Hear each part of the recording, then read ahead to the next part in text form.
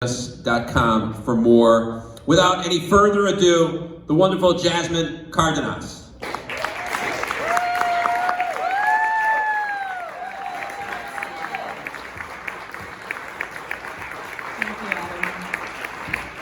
I just want to take a moment and thank Stephanie and thank Adam and thank the incredible musician we get to share this stage. I'm really blown away by my fellow tellers, and it's really special to be here with them and with you all in a live performance. Storytelling on Zoom is for the fucking birds. I'm doing it, it's okay. I'm grateful that we have that medium and technology, but there's nothing like being with you all, so thank you. People often ask me, how in the hell did you become a professional storyteller? Like, what is that? And how are you a bilingual teller? And I have to tell them that actually it comes down to a very profound prayer I prayed a month before graduating from college. I had studied theater. I got an undergraduate in theater, and I was like so nervous. This was a month before graduation, and I was like staring at the clouds thinking like, dear God, please don't make my parents feel like, what the hell did we do? I don't want to be living in their basement at 30. I'm like, if I could just get a job with, benefits. And I really want to be a performer. I know I'm asking for a lot, but I would really be a terrible a maid or a server. I would be a horrible assistant in an office setting. You would not want my disorganized ADHD self organizing your life. It would be a terrible thing, but I'm a damn good performer. So please, Jesus, please, please, please. I was literally praying my guts out. And about a year to the date, I'm not kidding, I landed the most incredible job. You all probably are very familiar with the Cole's Children's Museum, and Dolores Cole was my boss. I became the Cole McCormick Story Bus Educator. If you ever saw that giant vehicle with the 3 little pigs climbing the ladder, it was bigger than a city bus, but bigger than a big semi-truck, but smaller than a city bus. And it was this giant museum on wheels, and I had the grand privilege of driving it around the city of Chicago and surrounding Chicagoland area, telling kids stories, and then bringing them into the vehicle that was the story, a museum experience for the kids. It was a really special job. And so I started out as a professional storyteller because I was a theater performer, and I convinced them that I could also tell stories. So here I am out on the road in this beautiful vehicle, and I have a partner teller, the incredible Amy Ressler. She's also a storyteller, taught me everything I knew. She was my college professor.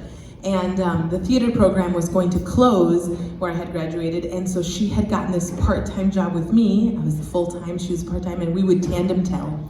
We showed up to this wonderful little Catholic school on the north side of the city in Albany Park, and the teacher greeted us with such joy. Oh, our kids love stories. They are so excited about your visit. They're very good listeners. They're all on the carpet. You see rainbow carpet.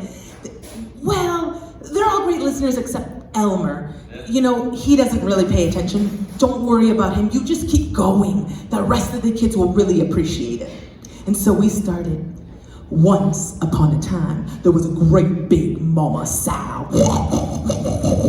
And she had 1, 2, 3 baby pigs, and they did not stay little. They grew and grew and grew until one day they had to find their own places to live. So they went walking and walking and walking down the road. We're tandem telling, walking and walking and walking down the road. And Amy's taking it, and she's getting those kids to cut the wonderful, what's the first thing the house is built out of? Foundation. Straw! Definitely had a foundation. It wasn't an architectural story. We were definitely building it without a good foundation. It had straw, and they're getting that side out. And Elmer's in the back, and he's just digging into the carpet with a pencil. I'm trying to get his attention. I'm like, come on, get your hammers and your nails, and let's build the stick house. He is not interested.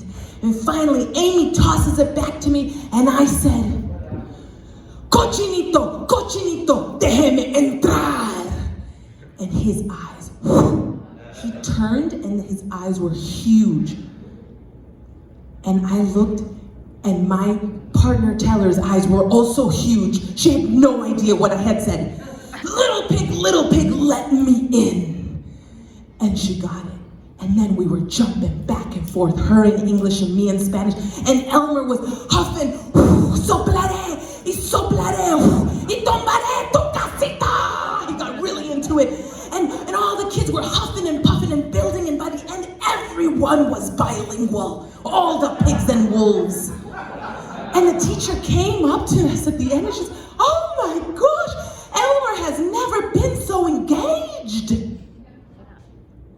And it took me back immediately to being a 5-year-old in my own Northside Catholic school, because I'm a proud St. Benedict Bengal. And I remember I was sitting on the table with these big fat crayons and kindergarten coloring, waiting because my parents were called in to have a special meeting with my teacher. And so I was trying to behave very good because I didn't know if I was in trouble or what was happening. And I remember my teacher, our nun assistant, and she said, oh, thank you, Mr. and Mrs. Cardenas, for coming today. It is very important. We want Jasmin and her brother Fabian to excel. If you could please stop speaking to them in Spanish and talk to them in English so they can catch up. And my dad got very serious and he stood tall.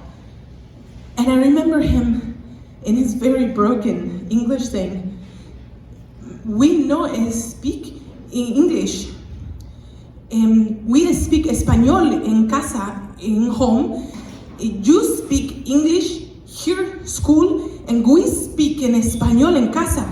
How we speak with children, with our children, if we know speak Spanish? I'm a bilingual adult because my parents stood up for our culture, for our cultura. Up until that point, the only English I knew was from Sesame Street, and other than that, we were always watching Spanish soap operas, telenovelas. So my brothers and I, we spoke Spanish primarily.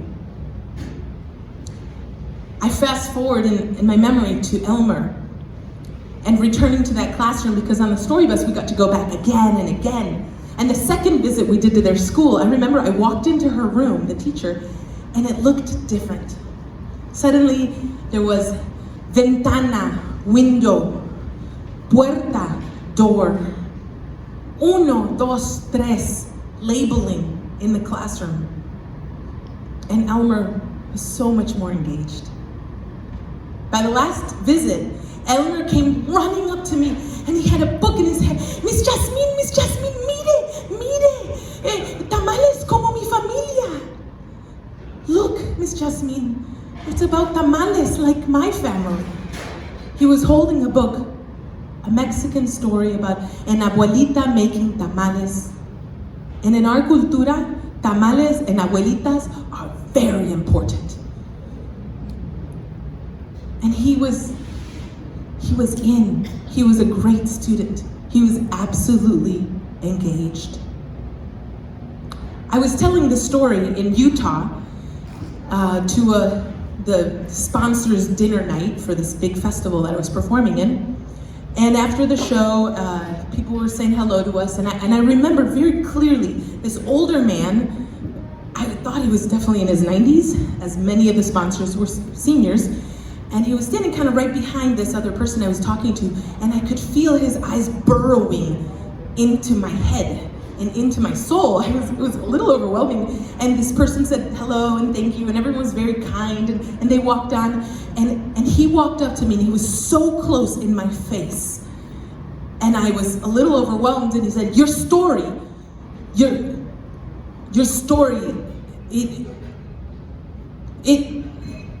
I'm one of those people who's often asked, why the hell are they here if they can't speak English?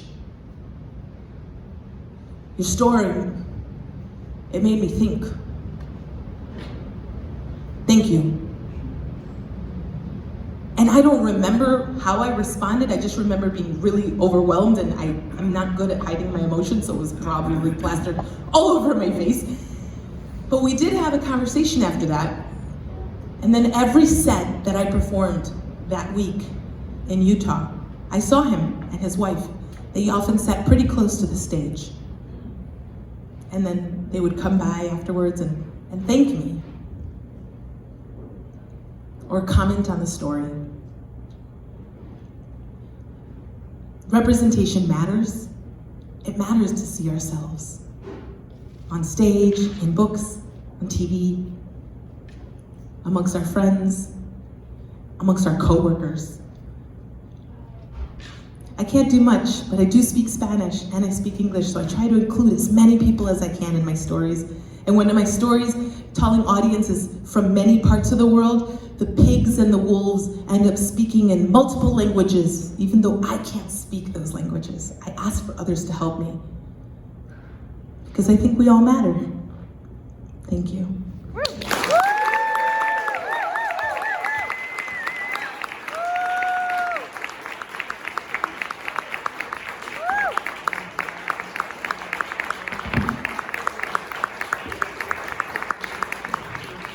Keep it going for Jasmin Cardenas.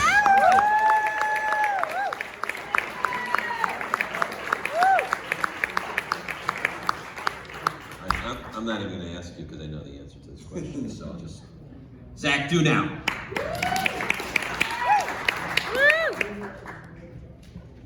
Why don't we call this one Elmer's Story?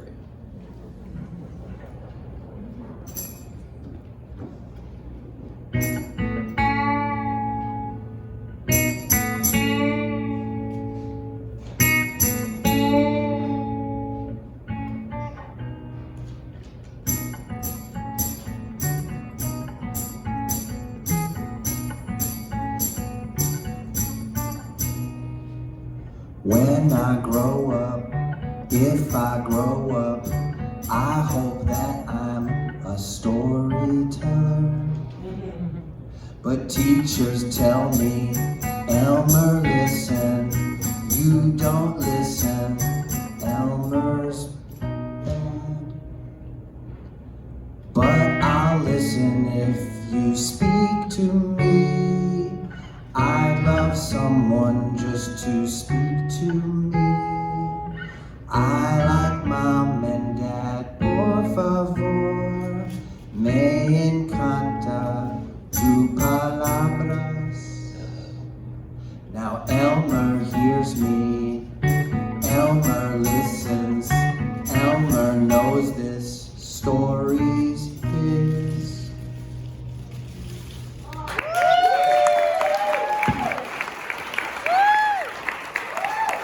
Zach Duenow.